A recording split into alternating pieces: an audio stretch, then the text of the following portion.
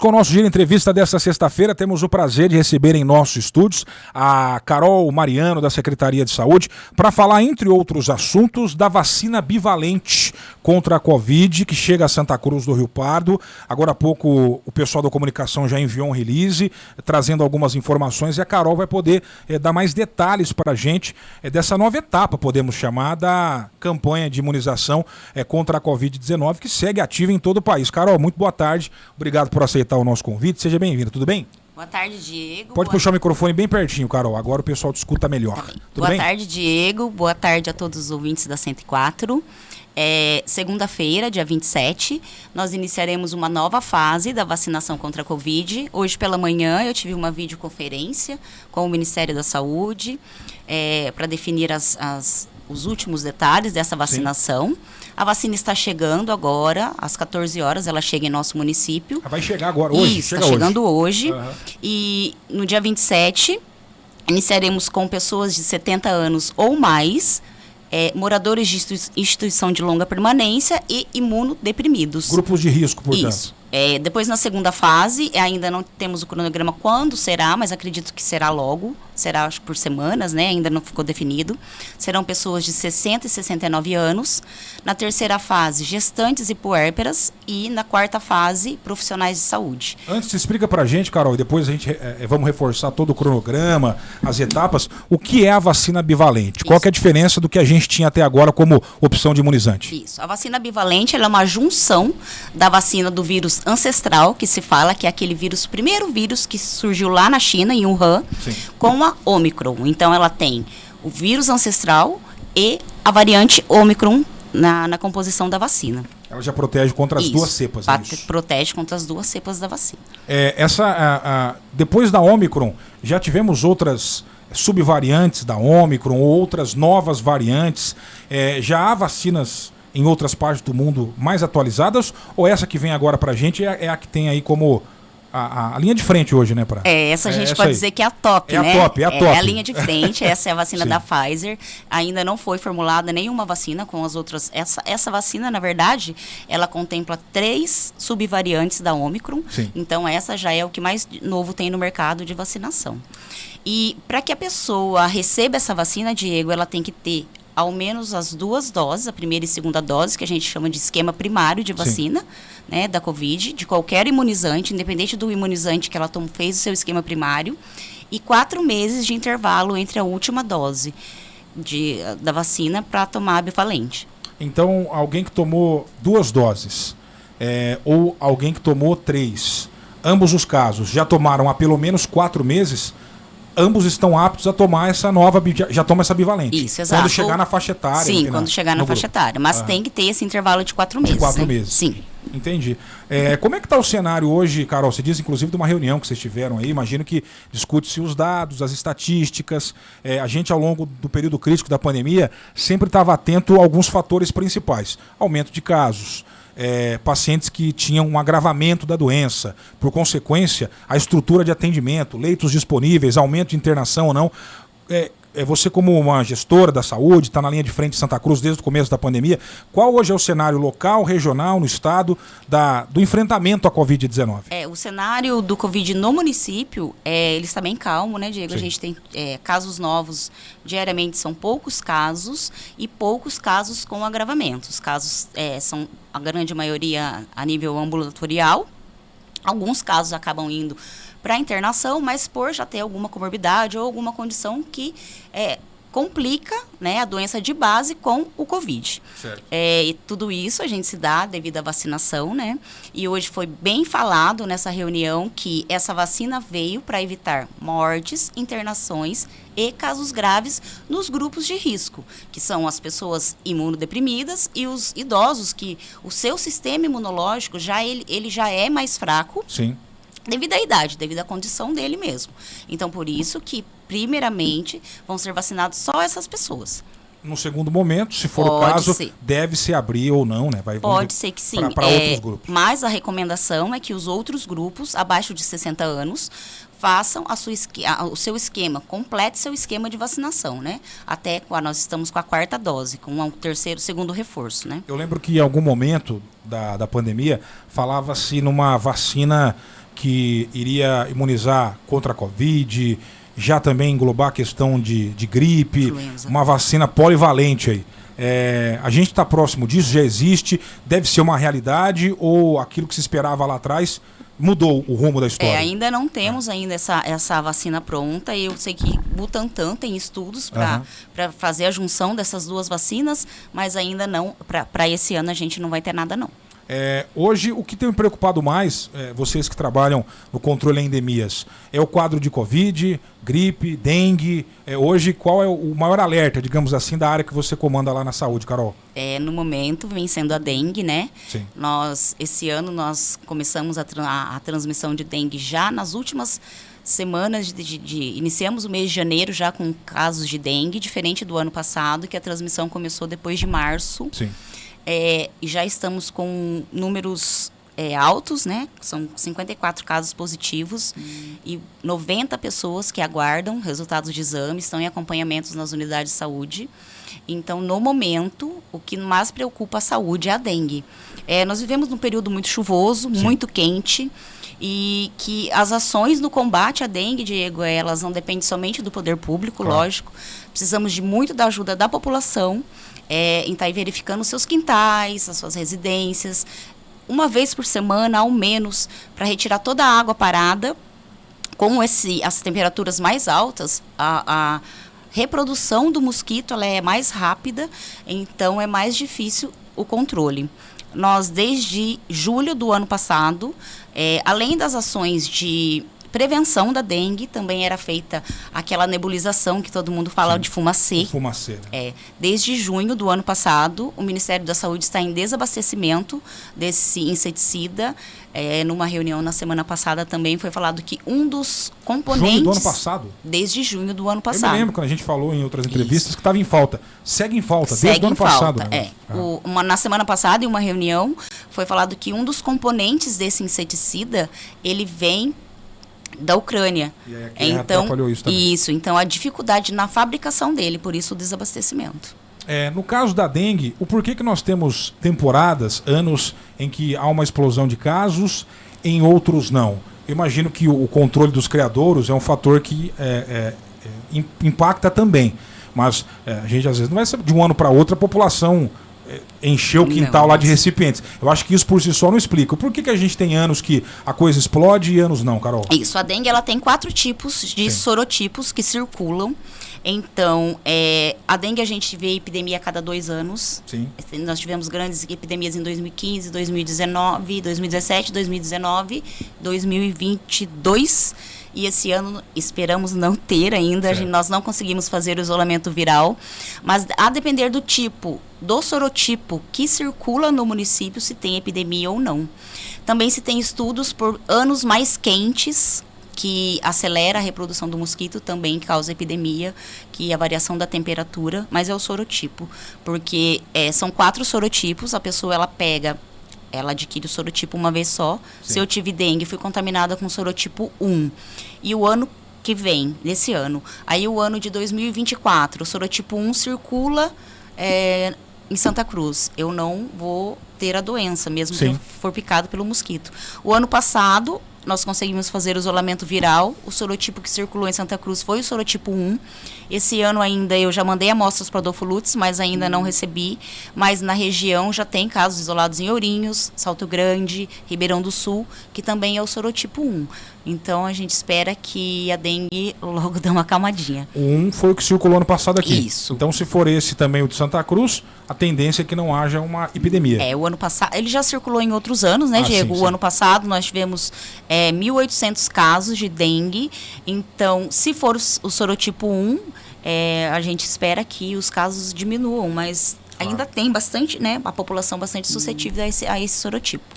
Os cuidados básicos de um paciente com dengue.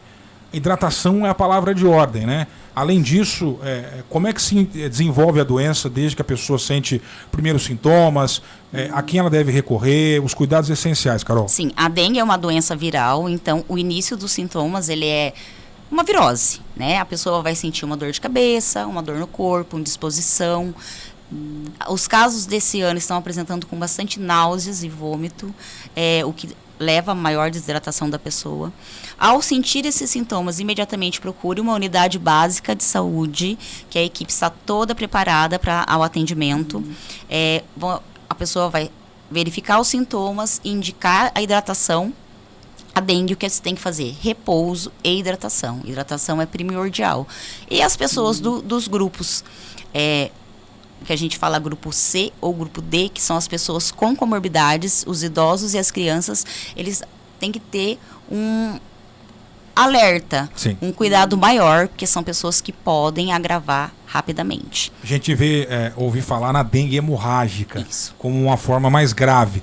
A dengue hemorrágica tem a ver com o tipo de dengue, ou mais com a forma como ela se desenrola no corpo do indivíduo? A dengue hemorrágica, ela é uma consequência da complicação Entendi. da dengue. Pode ser que eu tive dengue pela primeira vez, não me cuidei, né, não fiz tudo, não foi feito o tratamento adequado e eu evoluo para um caso hemorrágico. Mas as pessoas que pegam dengue pela primeira, segunda ou até terceira vez, ela tem a maior facilidade numa evolução para o caso mais grave de dengue. Ou seja, da dengue hemorrágica ou outros. Às vezes a dengue, a gente fala só da dengue hemorrágica, mas a dengue também ela afeta os pulmões, Sim. ela afeta os órgãos abdominal, fígado, rim.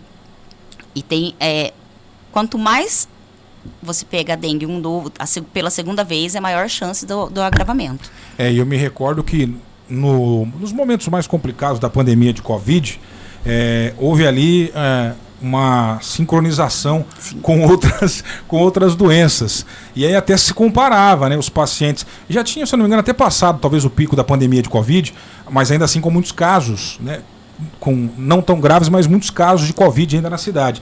E aí na mesma família tinha alguém com dengue, alguém com Covid, ou alguém que passou pelas duas doenças e ficava comparando, né? E muitos diziam, olha, vou te contar, Covid, tá todo mundo assustado, é algo novo, mas eu sofri mais com a dengue, às vezes até do que com a Covid, em termos de mal-estar, né? O impacto da doença no corpo da pessoa era um negócio ali, claro, comparando aos casos leves de Covid, é o que eu estou dizendo aqui. As pessoas falam, a dengue derruba mesmo o sujeito. Sim, né? a dengue ela é chamada de febre quebra-ossos, né? Quebra-ossos, Porque é uma dor no corpo Sim. Muito grande, dor de cabeça muito grande. E a pessoa fica bem prostrada mesmo, Claro. não consegue desenvolver as suas atividades normais. Foi o ano passado, né, que nós tivemos em janeiro. Exato, aquele né? pico de Covid, daí em março já começou o pico da dengue, e as pessoas já vinham sensibilizadas pelo Covid. Sim. E adquiriam dengue, então foram casos bem graves, bastante gente precisou de internação. Tivemos 2 óbitos, né, o ano passado por dengue. Sim. Sim. Já são mais de 50 casos confirmados de dengue em Santa Cruz do Rio Pardo. Alguma região mais crítica? Sim, Diego, a região mais crítica esse ano é a região da Vila Matias, né? Certo. A Vila Saú, ela tem 10 casos confirmados. O Jardim Santana, 5 casos.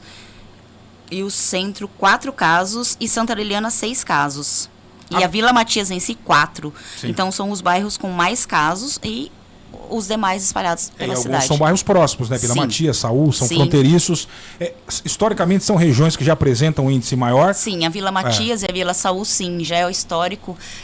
Muitas senhoras lá, elas têm muitos vasos de planta, né? Tem que cuidar E a das plantas, senhoras. Sim, Pô. sim.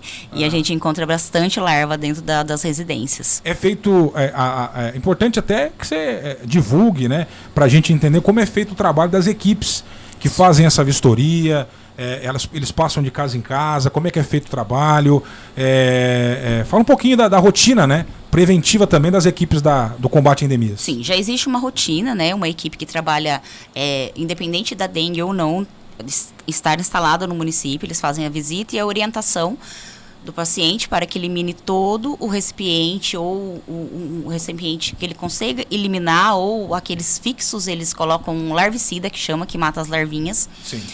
Mas agora, em época de transmissão, frente aos casos notificados, eles trabalham um raio para fazer uma varredura naquela região para ver se identificam os criadores do mosquito. Tem se achado muitas larvas. É mesmo. As pessoas estão acumulando água da chuva para fazer outras lavar quintal, e está se achando muita larva nesses recipientes. Até uma orientação, muita gente, vamos reaproveitar a água da chuva, você economiza, o recurso né, gasta menos, economiza água. Só que é o seguinte, tem que armazenar com cuidado, né? Sim, se for uma cisterna, tem que pôr tela, tem que pôr tampa, não pode deixar o relento. E né? aquela água, se não for para consumo, né? Porque essa água da chuva a gente não vai usar para consumo. Colocar sempre um produto químico, uma água sanitária, detergente, que daí ele já resolve, não deixa a larva procriar e virar a forma alada do mosquito. Tem um ditado, Carol, que é a grama do vizinho é sempre mais verde. Exatamente. Quando a gente vai nesse assunto que estamos falando aqui da dengue, é o contrário, porque todo mundo diz, olha, o meu quintal tá limpinho, mas o do meu vizinho, ele não cuida, ou tem muita plantinha que tá com vaso acumulando água, não coloca terra, enfim, aquela história, todo mundo sabe, a gente aprende desde a escola, é aquela água atrás da geladeira, é o vasinho de planta com areia, é o básico ali, e não acumular materiais inservíveis no quintal. Então, se o ditado diz que o quintal do vizinho, a grama do vizinho é sempre mais verde, aqui na rádio a gente recebe muita mensagem assim, eu faço a minha parte, mas o meu vizinho não. Como é que, primeiro, os fiscais trabalham em situações onde a casa está sempre fechada, não encontram a família, ou é um terreno realmente que eles não conseguem acessar, tem um trabalho conjunto com outra secretaria, porque às vezes as pessoas dizem assim, olha, está todo mundo lidando aqui bem, fazendo a sua parte, só que temos um vizinho aqui que está dando trabalho, o cara não limpa o terreno, não limpa o seu quintal. Como é que os vizinhos podem agir nesse caso? Sim, a fiscalização de terreno ela é feita pelo departamento, pela Secretaria de Assuntos Jurídicos, né? Entendi. Pelo departamento de fiscalização. Quando é identificado, a equipe do controle de vetores, eles já entram em contato com essa equipe para notificação do proprietário. Sim. E em casas fechadas também, a gente tenta procurar o proprietário, muitas vezes pelo cadastro da prefeitura, e tentar entrar em contato com o proprietário. Ou volta fora do horário, também existe em períodos em que os agentes eles trabalham no período estendido, né, para as pessoas, ou aos finais de semana. Até para que as pessoas tenham segurança, é todo mundo identificado, sim, uniforme, eles são identificados vivemos com tempos meio malucos, né? Sim, a equipe de controle de vetores, eles são identificados com uniforme, com o brasão da Prefeitura, Secretaria de Saúde, uniforme cinza ou camiseta azul, e todos eles com crachá. E se alguém tiver alguma dúvida, pode ligar lá na Secretaria, que a gente sempre sabe a localização onde eles estão trabalhando, e a gente informa. Sempre tem pessoas ligando, tal rua, tem fulano de tal aqui, passa as características das pessoas para confirmar mesmo se são agentes de combate à endemia. Você falou do fumacê, que não está sendo realizado também por falta de veneno, né? Desde o meio do ano passado não há o fornecimento do material às prefeituras. Além do caminhão lá do fumacê mesmo, há um procedimento que o pessoal entra com a bombinha dentro da casa. O que é esse procedimento? O caminhão a gente não faz mais. O fumacê que você diz é esse da bombinha? Da bomba mesmo. Entendi. Porque o caminhão, ele passava na rua e ali ele matava muitos insetos. Sim. E não atingia dentro das residências. A gente faz com a bomba costal, que é dentro das residências. Essa nebulização que não está sendo feita. Perfeito. Carol Mariano, da Secretaria de Saúde, convidada de hoje aqui no nosso Jornal Giro de Notícias. Estamos falando sobre a questão da dengue, um alerta importante. Já são mais de 50 casos confirmados aqui em Santa Cruz do Rio Pardo. A Carol está dando as devidas orientações. Começamos o nosso papo desta sexta-feira falando da vacina bivalente contra a Covid-19, vacina que já protege contra as novas cepas, a Ômicron e as suas subdivisões. Nesse primeiro momento, voltada a grupos de risco, essa vacina bivalente, que chega hoje à tarde aqui em Santa Cruz do Rio Pardo. Já vamos repetir, inclusive, o cronograma de vacinação e quem recebe num primeiro momento essa nova vacina. Se você tiver alguma dúvida, alguma pergunta, questionamento, pode mandar aqui no nosso WhatsApp, 997726104. A Cassiana, por exemplo, está mandando um abraço para todo mundo, diz que é excelente entrevista. Ela disse que no ano passado pegou dengue, sofreu muito com vômito, disse que foi horrível, tem que cuidar do quintal mesmo, só que nem todos têm essa consideração. Geralmente a mensagem chegou assim, a pessoa diz que faz sua parte, mas sempre tem alguém ali que não cumpre, né? Chegou uma mensagem de áudio aqui, vamos ver se você pergunta aqui para a nossa audiência. Fala, povo. Ô Diego, boa tarde pra vocês aí. Viu? Portuga falando. Dá um salve pra nós aí, pessoal da Codesan. Dá um salve pro Juninho lá, o pai do Neymar.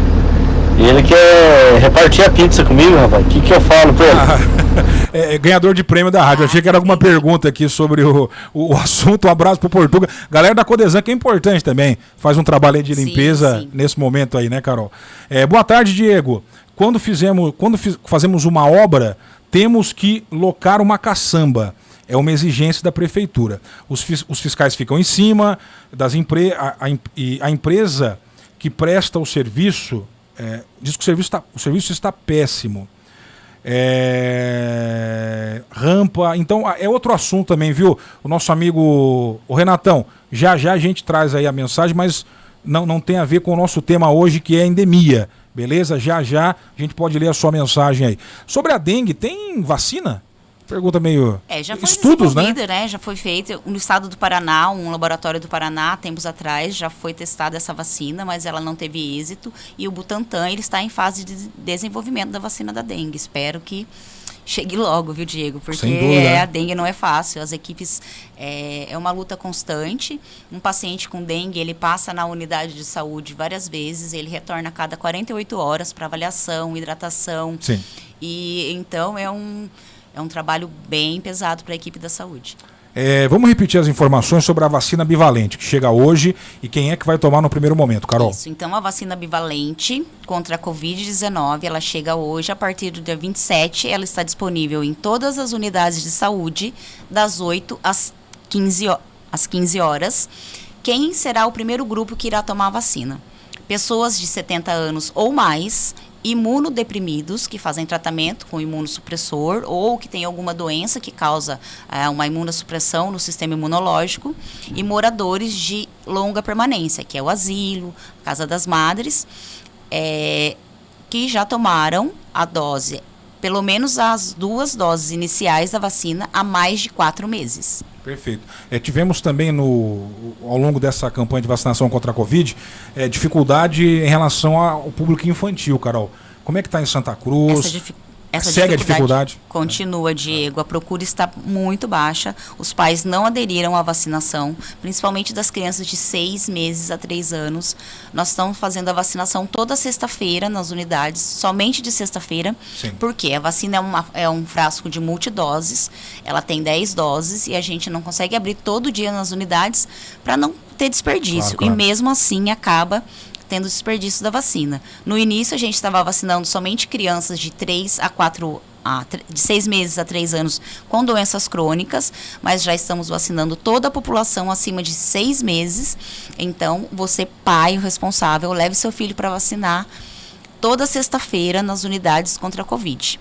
Lembrando que também não só contra a Covid, mas nós estamos apresentando uma baixa cobertura vacinal de todas as outras doenças, Diego. Houve uma campanha recente na tentativa de atualizar a vacinação. Sim. Como é que foi em Santa Cruz? Nós conseguimos atingir 95% da polio, né, que era a meta estipulada, mas mesmo assim, as outras vacinas nós estamos com a cobertura baixa. Isso nos preocupa muito porque causa a iminência da inserção de algumas doenças que já estão erradicadas, né? O caso do sarampo, que a gente está tendo caso de sarampo. O sarampo ele ficou um grande período erradicado no Brasil, mas devido às baixas coberturas e a inserção do vírus vindo da Venezuela, ele conseguiu entrar no Brasil e permanece. A poliomielite também, em alguns países do mundo, já existe caso da poliomielite chegando no Brasil, ela encontrando uma população suscetível, ela pode voltar a instalar. Hoje em dia a gente não se vê mais ninguém com sequela de pólio, pode ser a falta da presença da doença e também as campanhas anti-vacina, né? A gente acredita que é por isso que os pais não levem seus filhos para vacinar.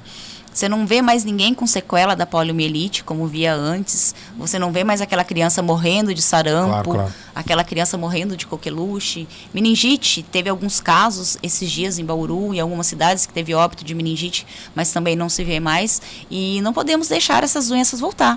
Leve seus filhos para vacinar em a gente tem vacina em todas as unidades de saúde disponível. Algumas delas estão com horário estendido até às 18 horas. Unidade da Fabiano, Santa Aureliana, Matias e Estação. Então, os pais que trabalham podem levar seus filhos para vacinar nessas unidades com horário estendido. Aliás, só para confirmar, no caso da vacina da Covid, a bivalente, para o grupo que você já divulgou, os locais de vacinação, só para confirmar de novo? Todas as unidades de saúde, isso. Todas as unidades de saúde durante todos os dias da semana, até às 15 horas. Tá? Por que até as 15 horas? Porque a vacina ela tem uma validade, o frasco, algumas vacinas, e a gente precisa colocar um horário limite, porque se chega a pessoa às 2h30 da tarde, eu não vou abrir um frasco com 10 doses para vacinar e corro o risco de perder as outras vacinas. Ó, chegou uma pergunta importante aqui do nosso amigo Mero. Diego, pergunte à Carol, por gentileza, porque eu sou transplantado, já tomei a 5ª dose da vacina anterior, né, que estava disponível. Eu posso tomar esta nova, esta bivalente? É o mineiro morador do Jardim São João. Ele deve tomar, mas ele tem que dar um intervalo de 4 meses. Se já faz 4 meses que ele tomou a vacina, a 5ª dose, ele já pode procurar a unidade de saúde na segunda-feira e fazer a sua vacina. Beleza. Boa tarde, eu tenho 72 anos, já tomei 3 doses da vacina. Vou tomar essa também. É a Maria José Rafael da Vila Popular. Muito obrigado. Isso aí, Maria. Mesma parabéns. regra, viu, né? Maria, se você já tomou há pelo menos 4 meses, sim, já a partir de segunda-feira pode tomar. comparecer para tomar a nova, a bivalente, que já é atualizada para as novas cepas e variantes do vírus. É isso, Carol. Mais algum recado que você acha importante? Alguma campanha da saúde? Fique à vontade. Isso. Eu queria falar um pouco do trabalho que a gente está desenvolvendo lá no cemitério, né? Opa, vamos lá. Na captura dos escorpiões. Verdade, você tem a ver com isso aí. Tipo a sua equipe. Sim, bem lembrado o assunto. Vamos a equipe de controle de vetores, eles estão fazendo a captura noturna. Sim. De escorpião, 2 vezes por semana, a princípio, uma quantidade assustadora de escorpião está sendo retirada para dar uma acalmada, né, nos pais da creche. A gente está fazendo um trabalho junto com a Secretaria do Meio Ambiente e não está tendo mais, não está ocorrendo, pelo menos a gente que não é de conhecimento, o aparecimento dos escorpiões na creche. E lembrar que o ponto estratégico para animais peçonhentos, principalmente agora no calor, que os animais peçonhentos eles ficam mais oriçados, sim, né? A sai Santa Casa. Fresca, né? Sim, animais peçonhentos, o ponto estratégico, atendimento é Santa Casa. Então, qualquer picada de cobra, aranha, escorpião, procurar imediatamente a Santa Casa, principalmente crianças e idosos. Lá a gente tem os soros para picada de cobra, para escorpião e aranha. Então não precisa procurar UPA, não deve procurar UPA, não deve procurar unidade de saúde. É Santa Casa direto ao pronto-socorro da Santa Casa. Foi bom você tocar nesse assunto, Carol. Há alguns dias foi assunto aqui na rádio, devido à questão da creche. Vereadores também fizeram aqui vídeos e mandaram para a rádio, a gente publicou. O cenário parece ser muito desesperador mesmo. Que vai ter escorpião lá, sim, todo mundo sabe, mas o que aparentava é algo descontrolado. E aí discutíamos justamente como combater os escorpiões. E aí foi falado, não existe veneno. E a sua equipe que trabalha, portanto, com isso aí. Como é que vocês tem que matar, antes de fazer uma detetização das baratas, tem que tentar eliminar primeiro de maneira mecânica, caçar de fato os escorpiões. Como é que se combate o escorpião? Qual que é a forma mais adequada? Explica pra gente aí. O inseticida, o controle químico do escorpião, ele não é indicado pelo Ministério da Saúde, devido a todo um mecanismo que o escorpião tem, né? Ele tem uma carapaça, ele tem o seu sistema respiratório, ele fica no abdômen. Sim. Então, se você passa o veneno naquele lugar, ele vai desviar daquele veneno. A não ser que você deixe ele imerso no veneno, você consegue matar ele. Senão, não. Então, é o controle mecânico mesmo, Diego. Eliminar criadouros de escorpião, que são restos de madeira, folhas de árvore, material de construção. Eliminar o seu alimento. Pequenos insetos, no caso barata, grilos, e não eliminar os seus predadores naturais. Coruja, sapo, gambá, galinha de jeito nenhum, né? No meio urbano, não. Até porque é o hábito da galinha diurno, né? Começa a escurecer, a galinha já sobe no seu puleirinho para dormir. Entendi. E o escorpião tem hábito noturno. E sempre prestar atenção, principalmente nas residências, deixar as camas afastadas, a hora de calçar o calçado, olhar dentro para ver se não tem escorpião. Lá no cemitério, eles fizeram, o pessoal de lá fizeram um trabalho grande de limpeza, retirada de entulho. E também, junto com o trabalho da equipe de controle de vetores, a gente está conseguindo controlar. Mas muita chuva, muito calor, as baratas estão todas atiçadas e os escorpiãozinhos atrás. Sim, sim. É normal nessa época do ano a coisa ficar do tamanho que ficou, Carol? Vocês já observavam essa situação no cemitério em outras oportunidades? Ou por N motivos e também questões climáticas, a coisa meio que saiu fora do controle em 2022, 2023. O calor, eu acho que foi muito, não foi só aqui, né? Sim. Porque a gente vê reportagem em toda a região que a presença de escorpião esse ano está demais que os outros anos. Ele se reproduz de uma forma assustadora, um escorpião. Sim. E por incrível que pareça, Diego, o cemitério ele tem uma grande infestação de escorpião, mas o maior número de escorpionismo, que é o acidente por escorpião, não é concentrado lá ali na região do cemitério. Esse ano foi uma coisa que assustou essa infestação, nós nunca tivemos uma infestação dessa. Sim. O janeiro estava muito chuvoso, acredito que teve a reforma, eles fizeram reforma no cemitério ali, também, né? Remexeu tudo, e por isso que aconteceu isso. Você falou, importante um recado, né? As famílias que têm criança naquela creche ficaram muito preocupadas. Vocês têm informação sobre se escorpiões continuaram aparecendo na creche? Foi feita uma tentativa de barreira também física, né? Para que os escorpiões não passassem do cemitério para lá, além de um controle mais apurado por parte das equipes de controle de vetores. A situação na creche, pelo que você tem de informação? Eu não tenho mais a informação, certo. Não. Chegou a Secretaria de Saúde, mais escorpiões na creche, não. Na creche, não. Não, na creche, não. Mas no cemitério, antes as equipes iam durante o dia e estavam encontrando durante o dia. Agora, essa captura está sendo... os escorpiões estão aparecendo só à noite. É o hábito deles mesmo. Escureceu, eles saem para caçar. A equipe está indo à noite? Sim, eles vão à noite, com uma luz negra, né? Tô fora, hein? Cemitério à noite. Se passarem lá pelo cemitério e ver uma movimentação diferente, a equipe de controle de vetores que está lá. Uma luz negra, assim? Com uma luz negra. Não é um vulto, é o pessoal os caça-escorpiões, não são caça-fantasmas. É impressionante ver o bicho, ele brilha igual vagalume, né? Sim. Sobre a luz negra, é até bonito de ver. Eu não sabia dessa. A gente trouxe no final do ano o Dr. Márcio Guerreiro para falar sobre os perigos caso haja um acidente com o animal peçonhento. E aí algum ouvinte que mandou pra gente, olha, aqui em casa eu faço um pente fino toda noite usando luz negra. Ele reage de alguma forma e fica fluorescente. É uma substância que tem na carapaça dele que ele fica fluorescente mesmo, igualzinho o vagalume. E aí, lenha, tem que matar o bichinho. Eles pegam com pinça, né? É mecânica, pinça, colocam num recipiente e depois dão fim dos bichinhos. O pessoal tá lá à noite também fazendo essa limpeza do cemitério. 2 vezes por semana. Bacana, é bom saber que as ações estão acontecendo. Mais algum recado, Carol?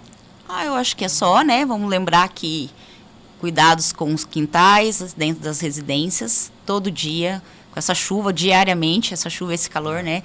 Se possível, todo dia verificar. Choveu, vai lá no seu quintal, verifique se não tem nada que possa acumular água. Às vezes uma tampinha de garrafa, um vaso de planta, um ralo, um banheiro que você não use na sua residência que possa acumular água, uma calha, né? Prestar bem atenção em calha. Às vezes sua calha está entupida, cheia d'água. Tá aparecendo um monte de pernilongo na minha casa, mas não tem nada que possa acumular água. Pode ser a casa do vizinho. Às vezes você está com a sua caixa d'água aberta, com a sua calha entupida, cheia d'água.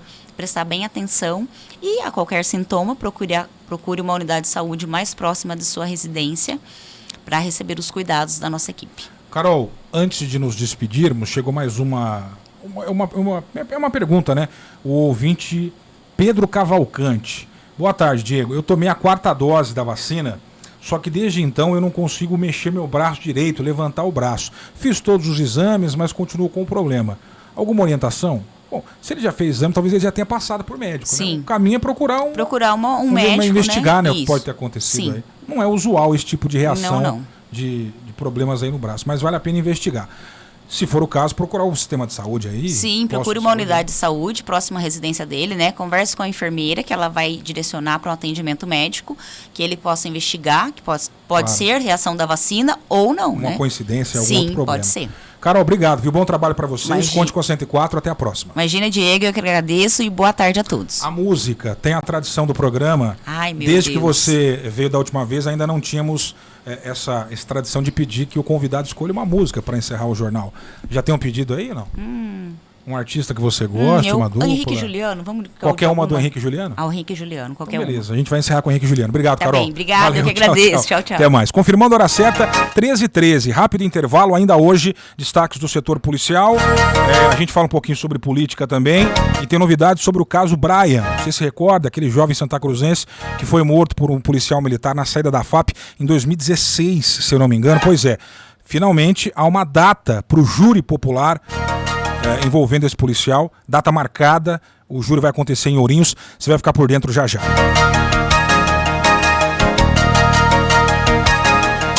Quer atualizar o seu guarda-roupas? Então corra para a Hering Santa Cruz, na rua Euclides da Cunha 668 Centro. Na Hering, você confere opções exclusivas para compor looks cheios de personalidade e estilo. Comprando a partir de 3 peças básicas, ganhe descontos incríveis. Essa é a